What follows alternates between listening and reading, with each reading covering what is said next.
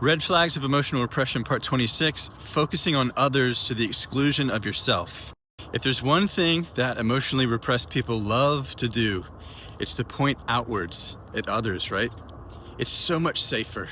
To blame, find fault with, criticize, and judge people in our external world is a brilliant both protection and distraction from dealing with what's happening in our internal world. Focusing on others keeps us in the closed loop of emotional repression and suffering.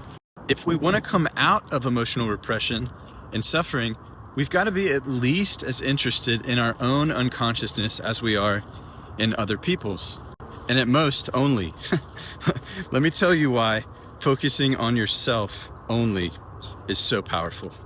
In emotional repression, minding what other people are doing is an imperative because our whole lives are built around avoiding certain buried emotions.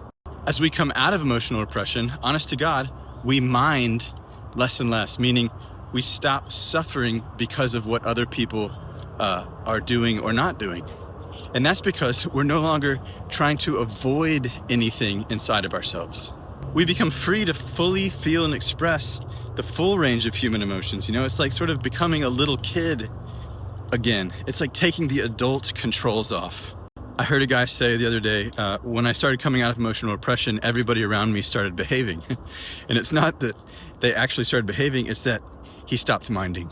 And do you know how much more effective and how much more change we can affect when we're not in emotional repression and minding what happens? Tons. But don't take my word for it. Find out for yourself.